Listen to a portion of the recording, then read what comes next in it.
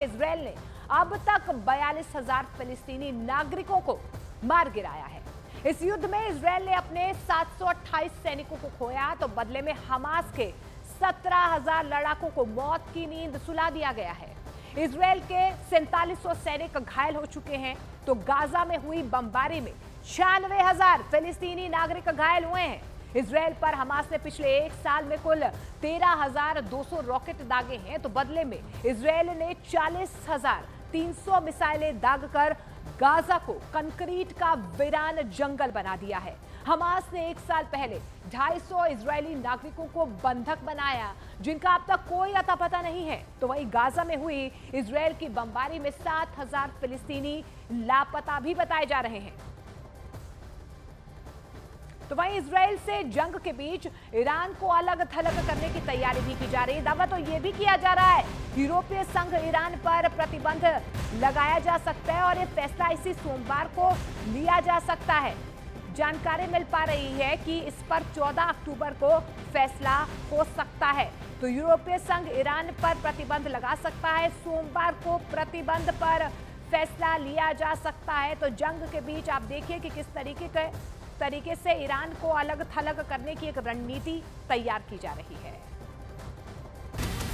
इस हमले से कुछ घंटे पहले दक्षिणी लेबनान में इजरायली टैंकों ने यूएन की एक इमारत पर अटैक किया।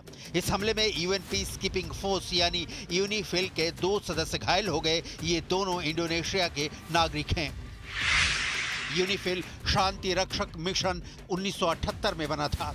ये इस इलाके में पड़ोसी देशों के बीच दुश्मनी रोकने और दक्षिणी लेबनान के लोगों को मानवीय सहायता पहुंचाने के लिए गठित किया गया था। लेबनान में इस वक्त यूनिफिल के 10,000 शांति रक्षक सैनिक हैं।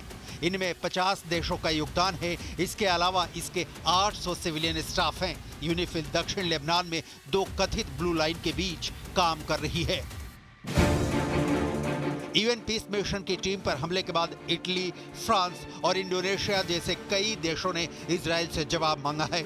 हिजबुल्लाह ने कहा कि उसने नकोरा में भी जमीन पर मौजूद इजरायली सैनिकों पर रॉकेट दागे और इस इलाके में आ रहे एक टैंक को गाइडेड मिसाइल से नष्ट कर दिया।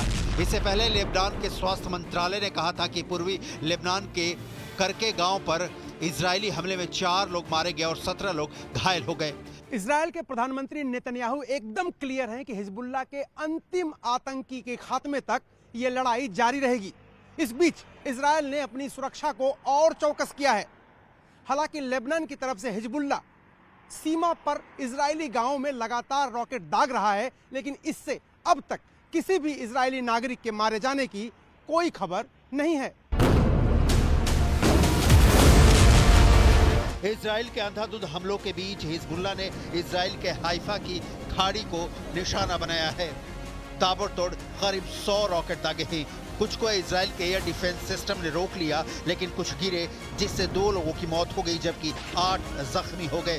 किरियत शमोना में 20 रॉकेट गिरे। मौत भी यही हुई है। ऐसा लग रहा है कि इजराइल की सबसे कमजोर नस साबित हो रहा है हाइफा का इलाका। हिजबुल्लाह, हूथी, ईरान सबके निशाने पर हाइफा ही है। यरूशलेम और तेल अवीव के बाद इजराइल का तीसरा सबसे बड़ा शहर है हाइफा। 2022 के मुताबिक यहाँ करीब 3 लाख लोग रहते हैं। यहाँ पर सबसे ज्यादा बहाई समुदाय के लोग रहते हैं। माउंट कार्मेल के पठारी ढलानों पर बसे इस शहर का इतिहास 3000 साल पुराना है।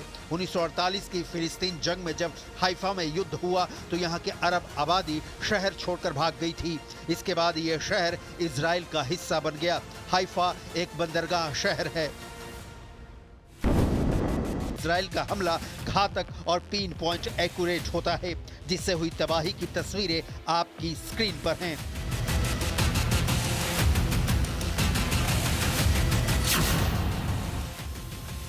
अब सवाल है कि इजरायली हमलों के बीच मध्य पूर्व में युद्ध छिड़ने का खतरा कितना बड़ा है। असल में रूस के राष्ट्रपति व्लादिमीर पुतिन इस वक्त तुर्कमेनिस्तान में हैं। कहने के लिए तो पुतिन 18वीं सदी के कवि की 300वीं जयंती के कार्यक्रम में शामिल होने आए हैं, लेकिन इस बीच रूस के राष्ट्रपति ईरान के राष्ट्रपति मसूद पेजेश्कियन से भी मिल रहे हैं। 2022 में रूस के यूक्रेन पर आक्रमण के बाद उसके ईरान के साथ संबंध गहरे हुए हैं। ईरान ने यूक्रेन के खिलाफ युद्ध में लगातार रूस की मदद की है। 2022 के अंत में ईरान ने सैकड़ों ड्रोन रूस भेजे। साथ ही ड्रोन चलाने की ट्रेनिंग के लिए रूसी सेना को ट्रेनिंग भी दी, जिससे रूस की यूक्रेन के मोर्चे पर बहुत मदद हुई। लेबनान के खिलाफ इजराइल के हमलों के बीच नेतन्याहू की नजर ईरान से बदले पर है और ईरान टारगेट बनता है तो जाहिर है पलटवार करेगा और फिर तीसरे विश्व युद्ध के प्रारंभ से इनकार नहीं किया जा सकता, क्योंकि रूस, अमेरिका, चीन सबके लिए ये बदले का वक्त होगा।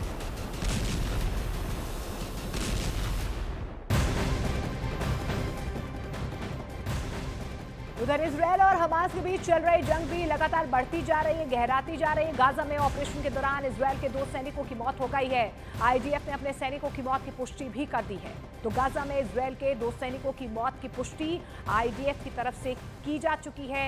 इजरायल और हिजबुल्लाह के बीच जंग जो है वो लगातार खूंखार होती नजर आ रही है। और इजरायल ने बड़ी ही सफाई से अपने 2 बड़े दुश्मन हमास चीफ इस्माइल हानिया और हिजबुल्लाह के चीफ नसरल्लाह को मार गिराया है, जिसके जवाब में ईरान ने इजरायल पर बहुत बड़ा हमला किया है। लेकिन अब ईरान की सेना ने जनरल पर ही सवाल खड़े कर दिए हैं। نظام اسلامی بهشون اعلام کرده اگر به منافع نظام در هر کجای عالم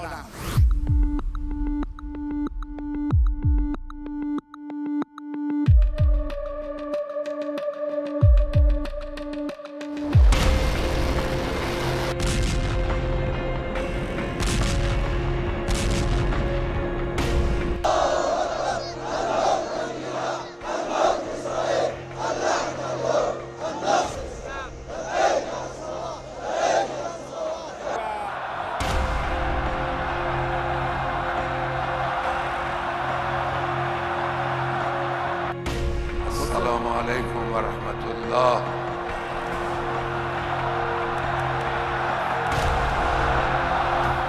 इन 2 तस्वीरों में इजराइल के खुफिया प्लान और हमला की सफलता का राज छिपा है, जहां महज 60 दिन के अंतर पर कैसे हमास और हिजबुल्लाह के चीफ मारे गए हैं। खबरों के दावों के मुताबिक ईरान सेना के चीफ की गद्दारी की वजह से हमास और हिजबुल्लाह को इतना बड़ा नुकसान हो चुका है, जिसकी भरपाई कभी नहीं हो पाएगी। क्या ईरान की राजधानी तेहरान में हमास चीफ इस्माइल हानिया का मारा जाना और लेबनान की राजधानी बेरूत में हिजबुल्लाह चीफ हसन नसरल्लाह का मारा जाना इत्तेफाक है, या फिर इसके पीछे वो ईरान का गद्दार जनरल है जिसने हिजबुल्लाह के साथ साथ पूरे ईरान को धोखा दिया है?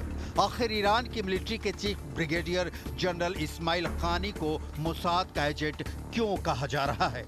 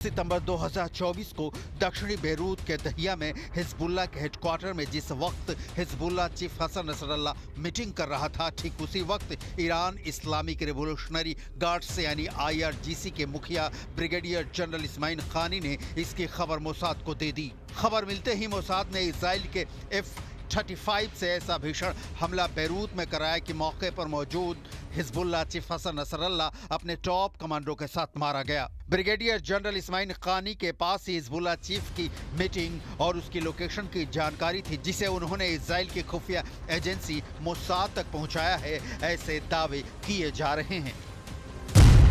मोसाद का एजेंट निकला ईरानी सेना का चीफ।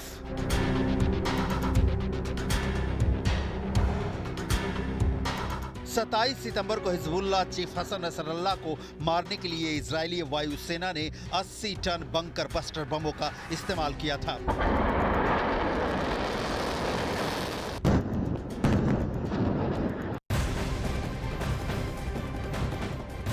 उधर इजरायल पर भी हिजबुल्लाह के लड़ाके ताबड़तोड़ हमले कर रहे। हिजबुल्लाह ने यह दावा किया है कि उसने हाइफा में इजरायल पर ड्रोन से हमला किया है, जबकि आईडीएफ की तरफ से भी एक बयान जारी कर दिया गया है। दावा यह किया जा रहा है कि लेबनान की तरफ से उत्तरी इजरायल में रॉकेट से हमले किए गए हैं। हालांकि इजरायल की सेना यह भी दावा कर रही है कि रॉकेट हमले को नाकाम कर दिया गया है।